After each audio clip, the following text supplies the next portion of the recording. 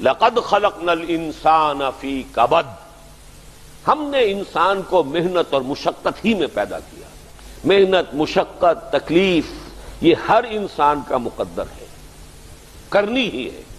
فرق صرف یہ ہوتا ہے کہ کسی کی مشقت اور محنت جسمانی زیادہ ہے، اینٹیں ڈھو رہا ہے غریب، کسی چلا رہا ہے۔ کسی کی محنت مشقت ذہنی زیادہ ہوتی ہے، بیٹھا ہوا تو ہے آرام کرسی پر، ریوالونگ چیئر ہے بڑی آرام دہ، لیکن اس کی جو ذہنی مشقت جو وہ کر رہا ہے، جو جسمانی مشقت کرتا ہے وہ رات کو پاؤں پھیلا کر سوتا ہے، چاہے روٹی بھی پوری نہ ملی ہو، لیکن اسے پتہ نہیں ہوتا رات کب گزر گئی۔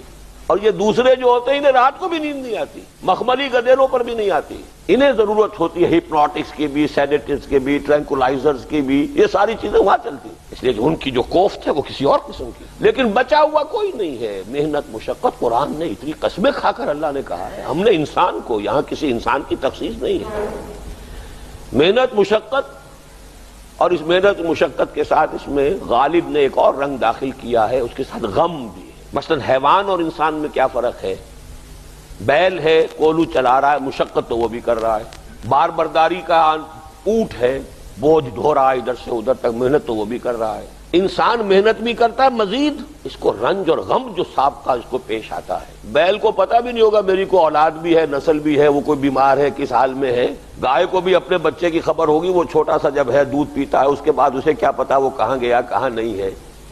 انسان کو جو تکلیفیں جھیلنی پڑتی ہیں، پھر جو غم جھیلنے پڑتے، وہ حیوان کے لیے نہیں ہے، یہ انسان کے لیے۔ اسی لیے کہا غالب نے کہ قید حیات و بند غم اصل میں دونوں ایک ہیں، موت سے پہلے آدمی غم سے نجات پائے کیوں؟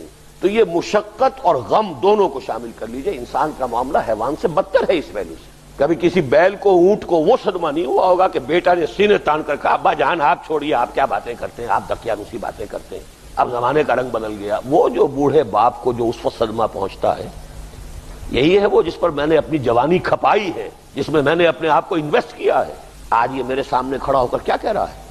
اور یہ تو میں نے بڑی ہلکی مثال دی ہے، گالیاں دینے والے بھی ہیں، ماں باپ کو قتل کرنے والے بھی ہیں، مرتا نہیں ہے بڈھا کہ یہ مرے تو مجھے یہ ساری جائیداد ملے اور مجھے آزادی حاصل ہو۔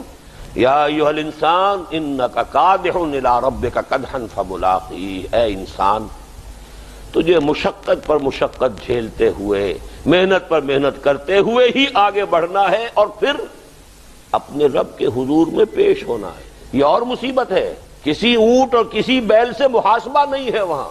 وَيَقُولُ الْكَافِرُ يَا لَيْتَنِي كُنتُ تُرَابًا، اس روز کہے گا کافر کاش میں مٹی ہوتا، انسان بنا ہی نہ ہوتا میں، جسے آج ہم بہت بڑا شرف سمجھ رہے ہیں، شرف انسانیت، کاش کہ میں مٹی ہوں، یہ انسان کی حیثیت مجھے دی ہی نہ جاتی کہ میں آج یہاں کھڑا ہوں جواب دے کے۔ حضور نے فرمایا كُلُّ نَفْسٍ يَغْدُو فَبَائِعٌ نَفْسَهُ فَمُوتِقُهَا وَمُوبِقُهَا، ہر انسان جب صبح آنکھ کھلتی ہے رات کے سونے تک وہ اپنے آپ کو بیچتا ہے۔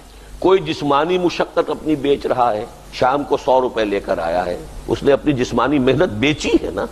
کسی نے اپنی ذہنی محنت، ذہنی صلاحیت بیچی ہے، چاہے وہ ڈاکٹر ہے، چاہے انجینئر ہے، کوئی اور ہے، وہ اپنی ذہنی صلاحیت بیچ رہا ہے بیٹھا ہوا اپنے کلینک میں، اپنے آفس میں۔ بائع نفسہ، اپنے آپ کو بیچتا ہے۔ یہ بیچنا تو ہر ایک کا ہے، ہر شخص بیچ رہا ہے اپنے آپ کو۔ کوئی بدبخت وہ ہے جو یہ ساری مشقت جھیل کر بھی رات کو جہنم لے کر آیا ہے گھر میں، مشقت بھی جھیلی اور لے کر بھی آیا آگ کے انگارے، اس لیے کہ حرام کاروبار کیا۔ کوئی وہ ہے جو اس مشقت کے بعد اپنے نفس کو جہنم کی آگ سے چھٹکارا دے کر آتا ہے۔ بیچا، جائز جگہ بیچا، جائز طریقے سے بیچا اس نے بھی، محنت اس نے بھی کی، مشقت اس نے بھی کی، لیکن اس نے اپنی مشقت کے نتیجے میں اپنے آپ کو برباد کر لیا۔ موتقھا و موبقھا، موبقھا ہلاک کر لینے والا ہے اس کا، اور موتقھا چھڑا لینے والا، گردن آزاد کر لینا جہنم سے آگ سے۔